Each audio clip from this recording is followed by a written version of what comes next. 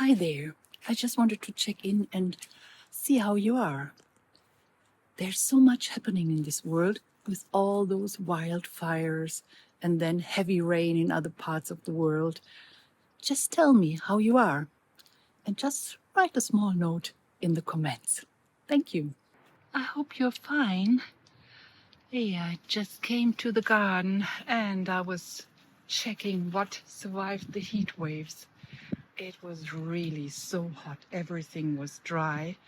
And I'm sure you've heard about all those wildfires in Wales, in England, in Canada, wherever, Spain, France. It was terrible. We had some in the south of Germany as well. We're in Berlin. We didn't get anything. And look at the sky. It's dark. It has been raining here, and the rain is really welcome. Just waiting for more rain because the ground is so dry. Down here I put some soil and I just scattered some seeds that were still in my drawer, flower seeds and stuff. So maybe there's still a chance that they're going to bloom. I started with this rose here. It's quite a beautiful rose. I bought it as a white rose or slight pinkish rose, but it turned out to be orange. Well, it fits there in this corner because over there you see this plant here with those orange berries, and it will get bigger because it's there only for a short time. I just put it there maybe 2 years ago. Once it's bigger, it will be orange, and the orange rose, that will look quite nice. Yes, here is the Weigelia, and the Weigelia has to be pruned, but until now there were birds breeding in there. The hedge has to be pruned as well. And look at this one, the everlasting or ever-growing wild pea. I took away all those seed. Look at those ones here. You see, maybe you can see those little brown spots. These are the seeds, and I took them away, and now they start to bloom again. So I think that looks nice. Here are new blossoms coming, and so that's good for me. Down here I put some more soil as well and some of those geraniums. I want to fill it up a little bit with flowers, but it's very difficult to grow flowers here because this hedge, the roots are really strong, and then one has to really fill up soil continuously. Yeah, here are more of these ones. And the Rose of Sharon is blooming. They need quite a bit of water. And I've been watering it really, really heavy with watering cans. And so that they survive because it's a beautiful plant. And the bumblebees, they like to be here. Now it's quite early in the morning or around lunchtime, and the sun is not out. That's why you don't see any here. But it's really pleasant after all these heat waves. Yeah, these ones here, they were struggling. I see in other videos from other people that they have these petunias going deep down, really down, and lots of flowers, but the heat was just too heavy with 42 degrees or 45 degrees, but they survived it, like these ones here as well. These ones are anyhow easy to grow, the sedums, and they're going to be pink soon. Yeah, these ones are growing as well. And here another cutting that will grow. So, and even my larkspur is coming back to life, as it looks like. Down here it looks a little bit strange because we took out those lemon verbena all the time, but it's coming back, and we tried to grow it in other places, but it just likes this place here. So just we leave it there. And yes, they get yellow leaves again, as they have to get some more water. And here, these ones are growing. They look, animal on my finger. These ones are quite nice. nice. Yes. And this rose was surprising me. It was always hidden behind there in the border close to the fence and never showed up like this, but it's a beautiful rose. Look at it. When it starts, it's orange. Then it turns a little bit whitish. And now you see those pink borders here, those edges, they're a little bit pink. It's really fascinating rose. And it's smelling. The scent is amazing. Wow, that fragrance is amazing. Look here. This is when it starts. You think it's an orange or red rose. And then it ends up like this one. I took it out from the border and put it in a pot. You can see that pot. That's really good for it. Hey, and behind there, oh, I have to take the Buddha out there. It's hiding there. But I take that when I have gloves. Yeah, oh, here is this everlasting peace where I took the seeds down earlier. Now they're blooming again. And of course, now you see these ones as well. Goldenrod from my neighbor, coming from my neighbor. But the flies, they like to sit there. So, okay. It's actually a plant that you can use for your health. This one didn't like it this year, but maybe it's coming again. The California lilac. And down here, I have some cuttings from my phlox. The phlox was finished blooming, and then I cut it off and put the stems in there. Oh, this one is looking really good. At least something that likes the heat. I put some more into the ground, so maybe it will all be red soon. Here, that one is okay as well. And the grapes, oh, those grapes, they are so delicious. And we really snack on them when we're here. Actually, at this time of the year, I don't need to buy the grapes. The figs are growing as well, getting bigger bit by bit. And I think this one is a new one that is coming, that tiny little one here. And those ones are just getting bigger. Now it's middle of August. They still have some time to grow. Yeah, but those grapes, they're really nice. So, yeah, and tomatoes are growing, and but here there's something what didn't like the heat so much, and I harvested many cucumbers, but when it's so hot they dry out very fast, and then I give them a lot of water, maybe too much water, as you see here, but better than that they get water instead of drying out. This one here is a melon. It's a joke. I don't know. No, I don't believe it. I don't believe that. It's a melon here. It's coming. 1 month they still have to grow and to get bigger. I have to give them some food today, some nettle tea. That's so nice, very cute, maybe like my finger. Look at this. Oh, I hope it was the right finger. And yeah, and here the tomatoes are getting bigger and some are getting red. I've harvested some already, but it's really late this year.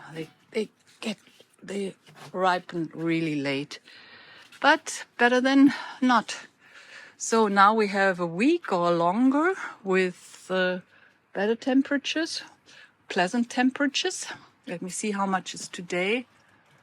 20 degrees. I quite like it. My husband was complaining that it's cold, but for me, I'm happy with these temperatures. And now I have to mow the lawn, because I didn't do that while it was so dry. When it was so dry, it will just be brown then. And I let it grow. It doesn't grow so much anyhow when there's no rain. And here it's brown, but behind there it looks okay. And now I will mow it, that it looks better again. So I've mown the lawn, but look at this tree here. Hey, it's only the 18th of August, and this one thinks it's fall or autumn already. I mean, the colors, the leaves are beautiful, and the way they sit down here on the sea lily. But it's not autumn yet. Summer's still here, but when the weather is so crazy, then this can happen.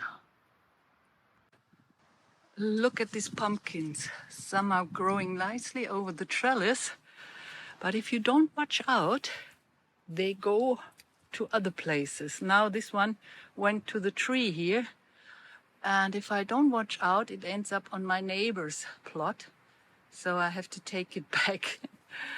This one I always forget. These ones here I have more under control because, yes, there I see it directly.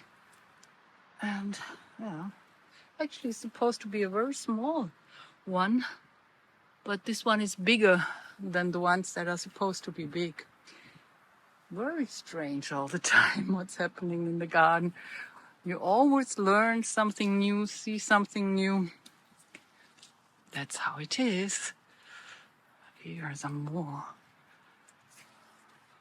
One more. And this buddleia I forgot to prune, and now it's really high up. But okay, butterflies like it. The other one over there, I've been pruning. There's still some nectarines I can eat. Yummy. So here, there are those buddleia, that buddleia I've been pruning continuously, but it's still growing very high up. And the clouds are promising. More rain can come. I've mown the lawn, so I don't know if it looks better now, but I did it. I had some of those plums today. They're really delicious, but this year there are lots of animals in there. Normally we paint the trees with this special paint. It's some herbs and stuff, and then there are no animals in the plums. But if you don't do that, they are full of critters, or however you call them. Yeah, the apples are growing. There are more apples. Hey, what is this here? That's something strange that's not supposed to grow here. I have to take care of it. And there's a zucchini or zucchini. You can harvest some again. And I've put another one in there. When this one, the big one, is finished growing, the other one can start. Quite close together, but there's a lot of fertilizer in this bed. I think I showed you how I filled it up with compost and stuff. Beetroots down there. I might harvest some. Yes, and I'm so glad that this, we say echinacea, but you say echinacea or something. This one, coneflower, huh? This one is really growing. It survived that heat wave. Sometimes I thought it will not survive because the leaves were hanging down, but then I was watering it very, very heavy and put everything underwater here, and now it's okay. I think once it's established, it doesn't need so much water anymore. But when it starts, when it comes from the shop where it has been in the shade all the time in a house, then it is not so stable, not so used to the sun. Here it gets full sun. Those sedums and the lavender, they like that kind of weather. There's a lot of peppers hanging here. These are the ones that are overwintered at home. And here as well. I have many of them at home. More peppers are here. It's a good year for peppers, as it looks like, at least for the ones that I overwintered. And the first eggplants are coming as well. So this bed should be okay. And more peppers, and they're blooming. They're growing nicely. And there's this flower there that I stabilized with those sticks. I went to the shop, to Phillips lately, and then I got all those sticks there, or those metal things, and they can stabilize them easily, that they do not hang on the ground. Yeah. And here, more plums, but I think most of them have animals in them. Yeah, but it's okay. I mean, last year we had perfect plums, and so many that we were overwhelmed. And now we can harvest some and take those things out and still eat them. And here, the phlox.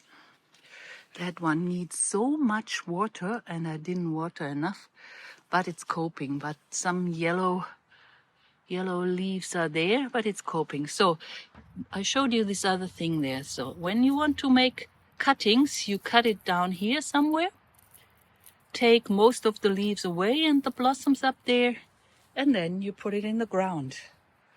And here, so I hope that they will grow from here, and that I have more phlox sitting down there as well.